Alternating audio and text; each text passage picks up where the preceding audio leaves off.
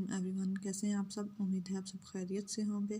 आज का जो हमारा टॉपिक है discovery of neutron. Last lecture में हम लोगों ने कलेक्टिव मॉडल डिस्कस किया था और वो हमारा चैप्टर कंप्लीट हो गया था।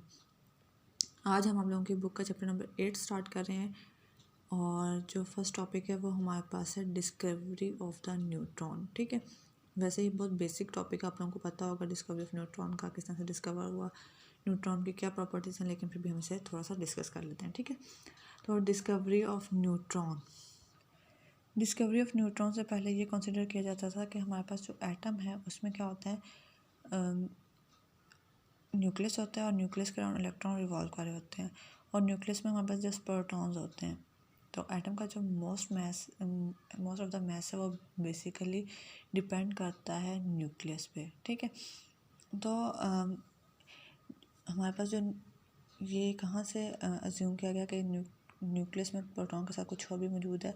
जब हम लोगों ने एटम के मैस को देखा तो हम लोगों ने कहा कि हमारे पास लेट्स सपोज हम हीलियम को हमने कहा कि हीलियम में हमारे पास 2 प्रोटॉन होते हैं और हमारे पास हमने प्रोटॉन को लिया, प्रोटॉन में हमारे पास क्या होता है, एक प्रोटॉन होता है, सिंगल प्रोटॉन। ठीक है, हाइड्रोजन में 1 प्रोटॉन होता है और हीलियम में 2 होते हैं। जब इन दोनों को कंपेयर किया गया, जिस सपोज किया गया कि हमारे पास अगर हम कंसिडर करते हैं हीलियम को और हम हाइड्रोजन के 2 एटम लेते हैं तो हमारे पास क्या होना चाहिए, ये दोनों बेसिकली इन दोनों को सेम होना चाहिए क्योंकि इसमें भी 2 प्रोटॉन होते हैं और ये 2 हाइड्रोजन को मिलकर हमारे पास 2 प्रोटॉन हो गई।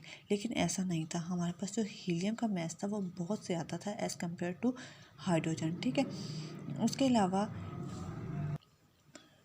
जब एक और इंक्रीज़ किया गया तो भी हमारे पास हीलियम का ज़्यादा था, फिर एक और इंक्रीज़ किया गया, मतलब हमने 4 हम लोगों ने हाइड्रोजन एटम को जब हीलियम के साथ कंपेयर किया गया तो हमारे पास वो ऑलमोस्ट सेम थे। ठीक है, एक तो ये रीज़न थी। उसके अलावा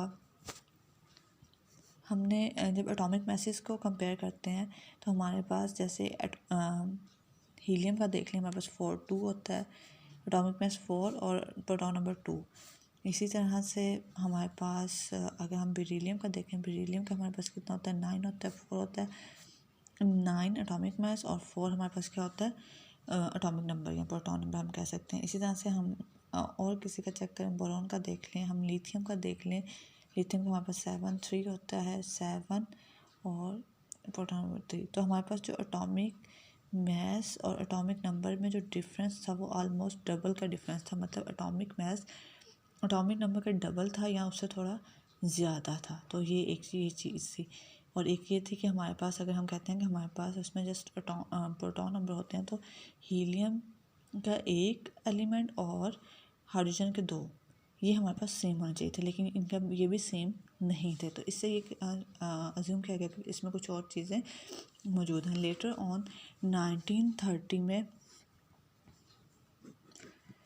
1930 में हमारे पास एक एक्सपेरिमेंट किया गया अल्फ़ा और बेरिलियम का।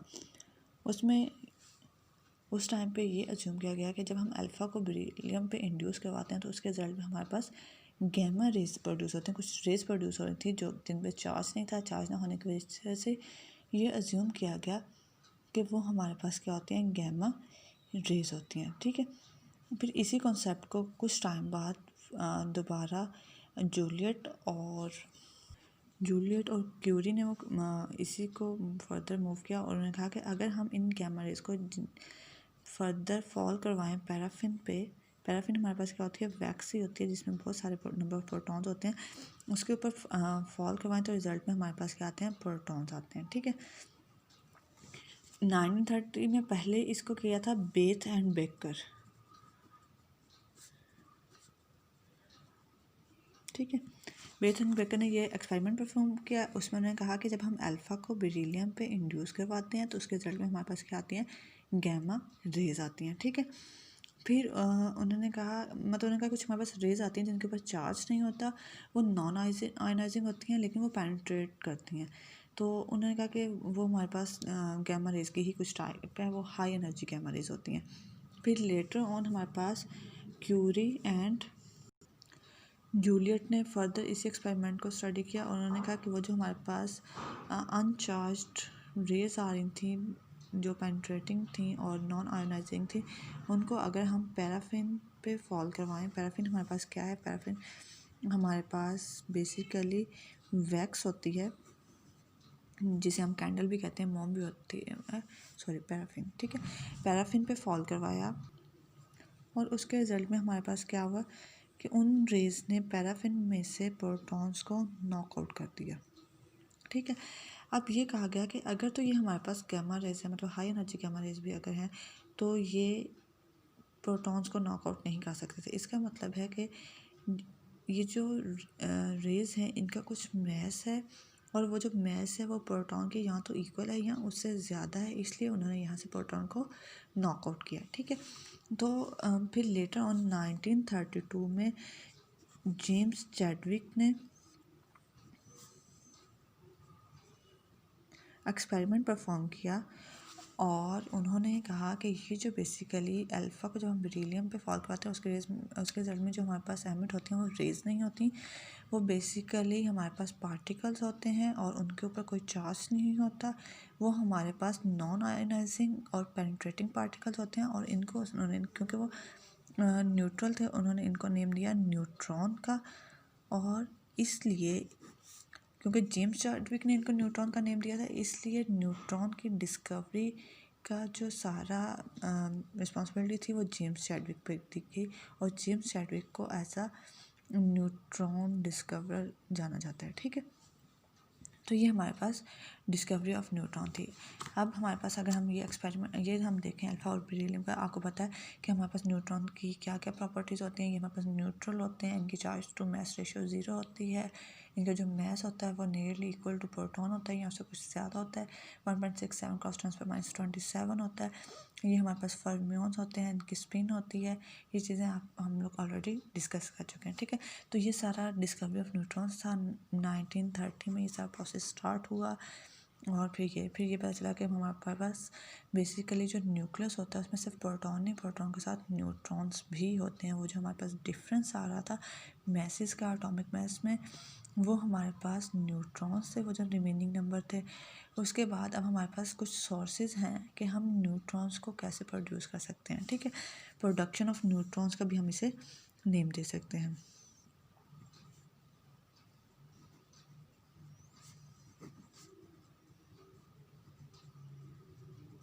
प्रोडक्शन ऑफ न्यूट्रॉन्स के हम न्यूट्रॉन्स को किन सोर्सेज के थ्रू प्रोड्यूस कर सकते हैं। तो पहला तो हम यही अल्फ़ा बेरिलियम वाला सोर्स, जो कि बेसिकली फर्स्ट एक्सपेरिमेंट था जिसके बिहाफ पे न्यूट्रॉन्स को डिस्कवर किया गया।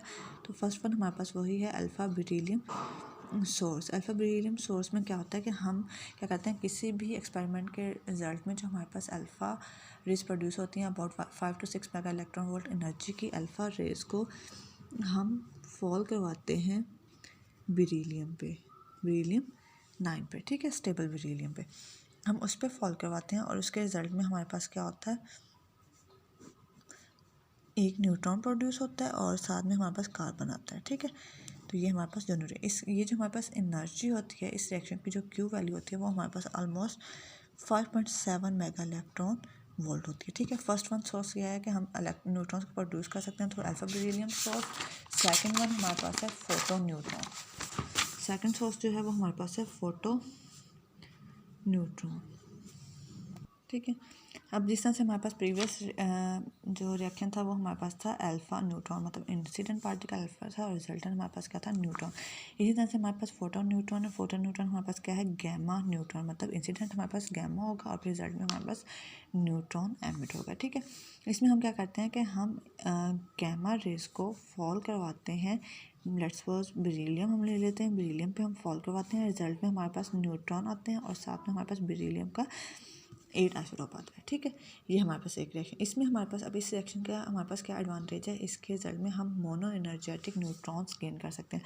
मोनो एनर्जेटिक न्यूट्रॉन्स हम कैसे हासिल कर सकते हैं, अगर हम जो हमारे पास सोर्स है, मतलब कि अगर हम gamma rays mono energetic gamma rays को बेरिलियम पे फॉल करवाएंगे तो उसके रिजल्ट में हम मोनो एनर्जेटिक न्यूट्रॉन्स को गेन कर सकते हैं, ठीक है। सेकंड सोर्स हमारे पास ये है कि फोटो न्यूट्रॉन। थर्ड वन हमारे पास क्या है, थर्ड वन हम कह सकते हैं हमारे पास फिशन रिएक्शन है, हमारे पास है स्पॉन्टेनियस फिशन। स्पॉन्टेनियस फिशन का आपको पता है फ्यूजन रिएक्शन हमारे पास कौन सा होता है, जिसमें हमारे पास एक हैवी न्यूक्लियर ब्रेकडाउन होता है लाइटर न्यूक्लियर इसमें, ठीक है। तो जब हमारे पास एक हैवी न्यूक्लियर ब्रेकडाउन होता है लाइटर न्यूक्लियर इसमें, तो उन लाइटर न्यूक्लियर इसके साथ हमारे पास कुछ न्यूट्रॉन्स होते हैं। हमने जब न्यूक्लियर फिशन रिएक्शन डिस्कस किया था उसमें हमने देखा था हमारे पास 3 न्यूट्रॉन्स एमिट हो रहे थे। तो हमारे पास ये पर रिएक्शन ऑलमोस्ट 3 न्यूट्रॉन्स की या 4 न्यूट्रॉन्स की एवरेज होती है जो हमारे पास फिशन रिएक्शन में एमिट होते हैं, ठीक है। तो हमारे पास स्पॉन्टेनियस फिशन भी जो है ये बेसिकली सोर्स, हम एज अ सोर्स यूज़ करते हैं फॉर प्रोडक्शन ऑफ न्यूट्रॉन, ठीक है। उसके बाद नेक्स्ट हमारे पास क्या है, नेक्स्ट हमारे पास जो सोर्स है वो हमारे पास है न्यूक्लियर रिएक्शंस। हम डिफरेंट कम्बिनेशन यूज़ कर सकते हैं, डिफरेंट रिएक्शंस यूज़ कर सकते हैं for the production of neutrons, ठीक है। इसमें एक तो हमारे पास है कि हम हीलियम हम ट्रिटियम लेते हैं और साथ में हम लेते हैं न्यूट्रॉन, ठीक है। इसके रिजल्ट में हमारे पास क्या होता है, एक न्यूट्रॉन होता है और साथ में हमारे पास क्या होता है, एक अल्फ़ा पार्टिकल आता है, ठीक है। एक ये हमारे पास रिएक्शन है, ये कम्बिनेशन जो हम यूज़ कर सकते हैं। एक हमारे पास और कम्बिनेशन, हम लिथियम 7 को लेते हैं और साथ में उसका प्रोटॉन लेते हैं, ठीक है। अब इसके साथ हमारे पास रिजल्ट में क्या आता है, एक तो हमारे पास न्यूट्रॉन हो जाता है और साथ में हमारे पास ये आता है बेरिलियम। इसके साथ हमारे पास क्या आता है, बेरिलियम 7 आता है, ठीक है। उसके बाद हमारे पास एक और है, वो हम क्या करते हैं, 2 न्यूट्रॉन को लेते हैं और उसके रिजल्ट में हमारे पास क्या आता है, हीलियम आता है। हीलियम का आइसोटोप 3 आता है और साथ में हमारे पास क्या आता है, न्यूट्रॉन। तो ये हमारे पास कुछ केमिकल रिएक्शन कुछ न्यूक्लियर रिएक्शंस हैं और जिनसे हम न्यूट्रॉन को ऑब्जर्व कर सकते हैं। अब ये जो न्यूट्रॉन है इनका क्या पर्पस होता है। अब एक और भी हमारे पास है, वो हमारे पास है nuclear fission reactor. Nuclear reactor भी हम उसे कह सकते हैं, न्यूक्लियर रिएक्टर भी कह सकते हैं और फिशन रिएक्टर भी कह सकते हैं। हमारे पास जो एक फिशन रिएक्टर होता है उसमें क्या हो रहते हैं, फिशन रिएक्शन हो रहे होते हैं। तो हमारे पास जो उस रिएक्टर की कोर होती है, उस कोर में बहुत ह्यूज अमाउंट में न्यूट्रॉन्स पाए जाते हैं। वहाँ जो हमारे पास रेशियो होती है वो हमारे पास होती है 10⁻14 ठीक है। हमारे पास जो कोर होती है, रिएक्टर कोर होती है, उसमें हमारे पास पर सेंटीमीटर इतने न्यूट्रॉन्स मौजूद होते हैं। हम क्या करते हैं कि उस कोर में वो जो शील्ड होती है रिएक्टर के अराउंड, उसमें थोड़ा सा हम होल प्रोड्यूस करते हुए वहाँ से उन न्यूट्रॉन्स को एमिट कर लेते हैं। ये जो न्यूट्रॉन होते हैं ये फास्ट न्यूट्रॉन्स होते हैं और फिर इसे हम बाद में स्लो डाउन कर लेते हैं। स्लो डाउन किस तरह से कर सकते हैं वो हम उसको बाद में डिस्कस करेंगे। तो ये हमारे पास है। अब इन न्यूट्रॉन्स का हमारे पास प्रोडक्शन न्यूट्रॉन्स का क्या फ़ायदा है। एक तो ये हम लेबॉर्ट्री में यूज़ करते हैं डिफरेंट रिएक्शंस के लिए। उसके अलावा हमारे पास हम इन्हें क्योंकि ये कॉलम बैरियर फेस नहीं करते, इनके ऊपर कोई भी चार्ज नहीं होता, तो हम इन्हें डिफरेंट रिएक्शंस को इंड्यूस करवाने के लिए यूज़ करते हैं। उसके अलावा हम इन्हें न्यूक्लियर फिशन रिएक्शंस में भी यूज़ करते हैं। न्यूक्लियर फिशन रिएक्शन को स्टार्ट करने के लिए यूज़ होता है। तो ये हमारे पास स्टडी करने के लिए भी हम डिफरेंट फैक्टर्स को स्टडी करने के लिए भी हम न्यूट्रॉन्स को यूज़ करते हैं, ठीक है। तो ये हमारे पास न्यूट्रॉन के एडवांटेजेस हैं। तो ये हमारा आज का टॉपिक था। इसमें हमने सबसे पहले क्या किया, डिस्कवरी ऑफ न्यूट्रॉन्स को डिस्कस किया। न्यूट्रॉन को हमने किस तरह से, किस मेथड के थ्रू डिस्कस किया। वो हमारे पास अल्फा बेरिलियम, हमने एक एक्सपेरिमेंट परफॉर्म किया था, उसमें हम बेरिलियम की जगह लिथियम को भी ले सकते हैं, हम बोरॉन को भी ले सकते हैं। हम लोगों ने एक एक्सपेरिमेंट परफॉर्म किया, उसके फर्दर हम लोगों ने क्या किया, पैराफिन को रखा और क्योंकि उन्होंने पैराफिन में से प्रोटॉन्स को नॉकआउट कर दिया था, तो इसका मतलब ये था कि हमने जो चीज़ पैराफिन पर स्ट्राइक किया वो बेसिकली उसका ऑलमोस्ट जो वेट है या जो मैस है वो यहाँ तो प्रोटॉन के इक्वल है या प्रोटॉन से कुछ ज़्यादा है, ठीक है। उसके बाद ये डिस्कवरी थी। अब उसके बाद था कि हम न्यूट्रॉन्स को प्रोड्यूस किस तरह से कर सकते हैं। हम different sources for the production of neutrons था। तो वो जो हमारे पास सोर्सेज थे उनमें हमारे पास था, एक हमारे पास अल्फा बेरिलियम सोर्स था, एक हमारे पास फोटो न्यूट्रॉन था, उसके बाद हमारे पास स्पॉन्टेनियस फिशन था, न्यूक्लियर रिएक्शंस था और न्यूक्लियर रिएक्टर थी, या हम इसे कह सकते हैं रिएक्टर सोर्स। तो ये हमारे पास सोर्सेज थे, हम न्यूट्रॉन्स को किस तरह से प्रोड्यूस कर सकते हैं। अब ये जो हमारे पास डिफरेंट सोर्सेज के थ्रू जो न्यूट्रॉन्स आते हैं, इनकी एनर्जीज पे डिपेंड करते हुए हम इनको क्लासीफाई कर सकते हैं into thermal neutrons, epithermal neutrons,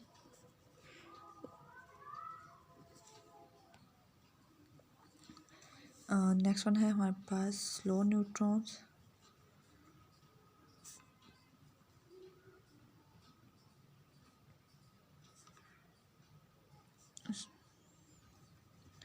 फिर हमारे पास है इंटरमीडिएट, फिर हमारे पास है फास्ट न्यूट्रॉन्स और फिर हमारे पास है वेरी फास्ट न्यूट्रॉन्स। तो ये हमारे पास बेसिकली डिफरेंस है on the basis of energies. हमारे पास जो थर्मल न्यूट्रॉन्स हैं इसकी जो एनर्जी होती है वो हमारे पास होती है 0.025 इलेक्ट्रॉन वोल्ट।